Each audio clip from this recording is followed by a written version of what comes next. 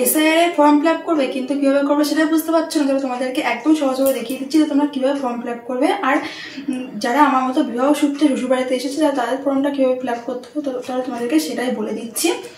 চলো আজ আমি তোমাদেরকে তাহলে আমার নিজের ফর্মটা ফিল আপ করে তোমাদেরকে দেখিয়ে দিচ্ছি যে কীভাবে ফর্মটা ফিল আপ করতে হবে। তো প্রথমেই কিন্তু এখানে রয়েছে তোমার জন্মের তারিখ, যেখানে কিন্তু তারিখ মাস বছর সবটা দিয়েই কিন্তু তোমার এখানে জন্মের তারিখটা বসাতে হবে।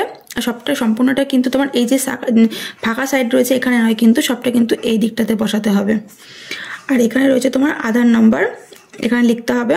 আর তোমার লিখতে হবে তোমার মোবাইল নাম্বার, যেটা তোমার আধার কার্ডের সঙ্গে রয়েছে সেটা তো তোমার দিলে ভালোই হয়। না থাকে তাহলে তুমি তোমাদের যেটা এখন রানিং যে নাম্বারটা তোমরা সেটা দিতে পারো। আর এখানে তোমার পিতা বা অভিভাবকের নাম, সেক্ষেত্রে কিন্তু অভিভাবক বলতে কিন্তু অবশ্যই কিন্তু আমার নিজের বাবার নামই হবে, কারণ এটা আমার বিবাহের আগেকারেরটা হচ্ছে, সেক্ষেত্রে আমার অভিভাবক বলতে কিন্তু অবশ্যই আমার বাবাই। আর এখানে রয়েছে অভিভাবকের ভোটার কার্ডের নাম্বার, মানে এপিক নাম্বার যেটা রয়েছে এখানে দিতে হবে। তারপর রয়েছে আমার মায়ের নাম লিখতে হবে, আর আমার মায়ের এপিক নাম্বারটা দিতে হবে।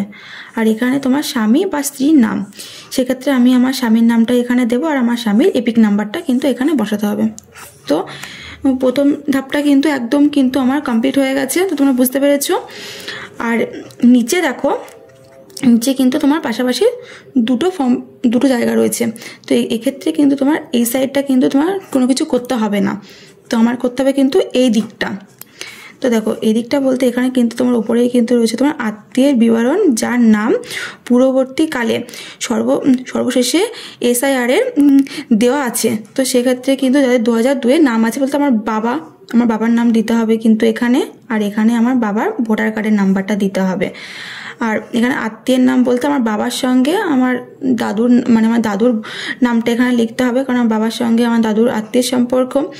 আর এখানে সম্পর্ক বলতে কিন্তু আমার বাবার সঙ্গে আমার দাদুর যে সম্পর্ক মানে পিতা, মানে এখানে ফাদার লিখতে হবে। আর এখানে তোমার জেলা লিখতে হবে, এখানে তোমার রাজ্যের নাম। আর এখানে তোমার বিধানসভার ক্ষেত্রের নাম লিখতে হবে, এই যে এই জায়গাটা করে। আর এখানে তোমার বিধানসভার ক্ষেত্রের নাম অংশ, এগুলো কিন্তু তোমরা 2002-এর যে ভোটার লিস্টে থাকবে ওখানে কিন্তু তোমরা এইটুকুর কিন্তু সম্পূর্ণটা কিন্তু তোমরা সেখানেই পেয়ে যাবে, সবার ক্ষেত্রে একই।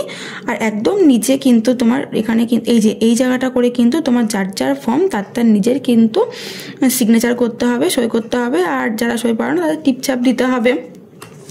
আর যে ফর্মটা ফিল আপ করছো সেও কিন্তু তার হয়ে সইটা করে দিতে পারো, কিন্তু সেক্ষেত্রে তোমার সম্পর্কটা কিন্তু তোমার লিখতে হবে। আর এখানে তোমার একটা তারিখ বসাতে হবে, যেদিন তোমার কাছ থেকে এই ফর্মটা বিএলআর নিয়ে যাবে তোমার সেদিনকার কিন্তু ডেটটা তোমার এখানে বসাতে হবে। তো দেখো খুব সহজে কিন্তু তোমাদেরকে আমি দেখিয়ে দিয়েছি যে পুরো ফর্মটা কীভাবে ফিল আপ করতে হবে। তো আর যদি কারোর বুঝতে কোনো সমস্যা হয়ে থাকে তাহলে অবশ্যই কিন্তু তোমরা কমেন্ট করবে। আর এই তোমাদেরকে ভিডিওটা ভালো লেগে থাকে তাহলে অবশ্যই কিন্তু ভিডিওটা বেশি বেশি করে তোমরা শেয়ার করে দেবে, যাতে তোমাদের মতো যারা আছে যারা বুঝতে পারছো না তাদের জন্য খুব সহজেই বুঝতে পারে। একটা লাইক করে দিও। তো আজকের ভিডিওটা কিন্তু এই পর্যন্তই। টাটা।